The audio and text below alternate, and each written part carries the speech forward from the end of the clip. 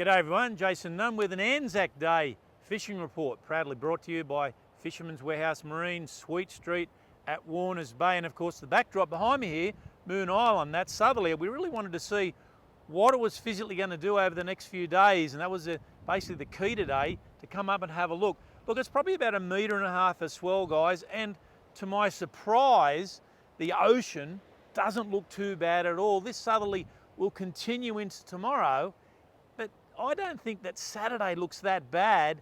Sunday and Monday in particular, cracking days, but we've got another change, can you believe it? Another southerly change due on Tuesday. Just came through the bridge and we've been looking at the water most of the morning. That run-in tide, see, I mean Saturday, a 10:30 run-in tide, not a big tide, and a 4 o'clock low, but the colour change in the water, even now that it's been running out for a good hour or so, hasn't even affected the channel. The channel is still green, and this is what we're seeing.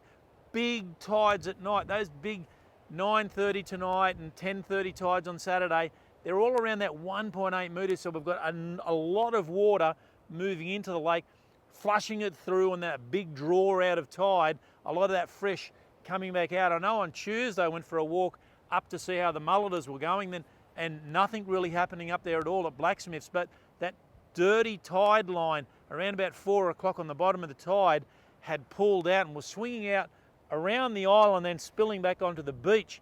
Newcastle in particular is being greatly affected because obviously the feed of the river, Hunter River, coming out and pouring through. But here on the lake hasn't been too bad, but the water clarity here at the moment, excellent, really good. Couple of boats behind me here, just fishing on the inside edge of the island as well, maybe doing some squidding, maybe chasing a few reds, because there's been a few fish about. I'll start out wide, guys, and it doesn't look great out there. That big downwelling, that big red eye when you get on the sea surface charts is just fixed off our part of the coastline at the moment.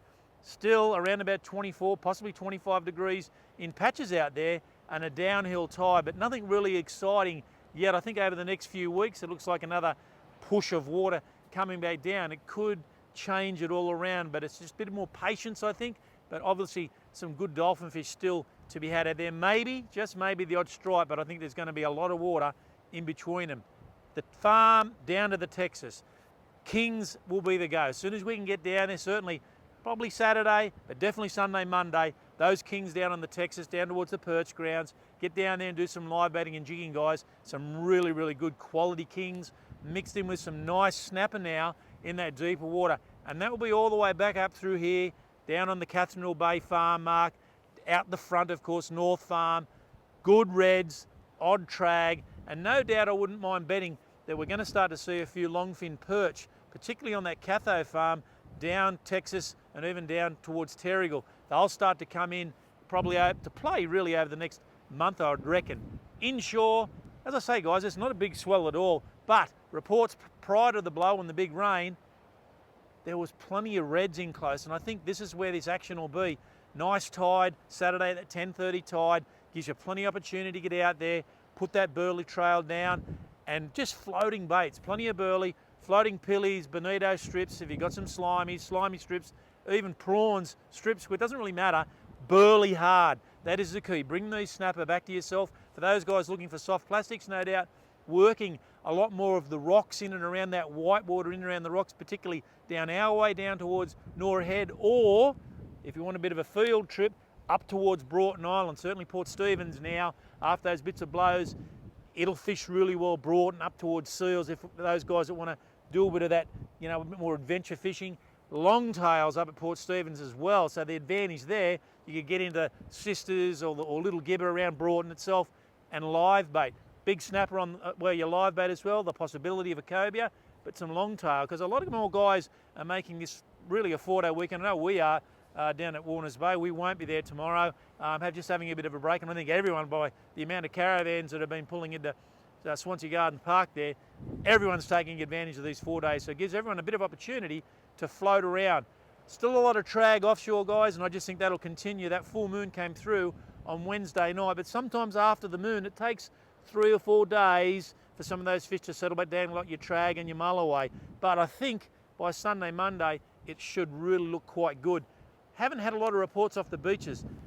It's been tough. Obviously, There hasn't been as many mullet running up and down coastally at the moment. I know they've got quite a bit up towards Crowdy, so way up the coast, but not a lot locally. But we're starting to see some tailor. There's still, believe it or not, the odd salmon turning up on the beach, but probably a bit more influence on bream, and that's what we've been looking for, these travelling fish, these travelling bream in behind the mullet. So we'll see that continue, and no doubt there'll be some very good mulloway, not only on that Blacksmith stretch up towards Redhead, but some of those inbound Newcastle beaches, Newcastle itself, Merewether, a great option, but Stockton in particular, and even up towards Tea Gardens, a lot more mullet up that way, and there'll be some big mulloway on those beaches. If you're going to go down into the lake, guys, as I say, the water in the lake at the moment, still dirty, but that flushing in of the tides, that run in tide, hasn't really dirtied the situation up. So there's been a lot more influence on bream in the lake. There's been a few tail around, not a lot of size. There's patches of size.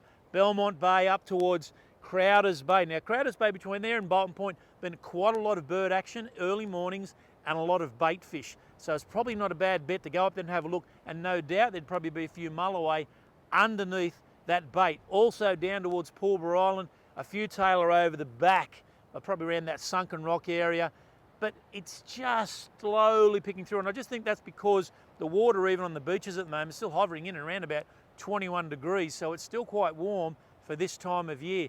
Talked to Billy Gray just 2 days ago, got a really nice kingfish in the lake, even in that dirty water, 84 centimetres, that's a beautiful lake king, and got a big tailer. So still jigging a few squid in the lake, guys, and that's the advantage. Remember, the lake's a catchment, the dirty water's on top, that salt water's underneath, so you've still got plenty of opportunity, and don't be discouraged by the colour of the water, and a lot of blue swimmer crabs still around, and they're moving out of that shallow water into the deep. But there's a lot of muddies now over the last few days in particular. I got some good reports, have been flushed out. So we're starting to see those crabs take hold. So it's a great opportunity to get down there and put a few pots out and just have a bit of a go.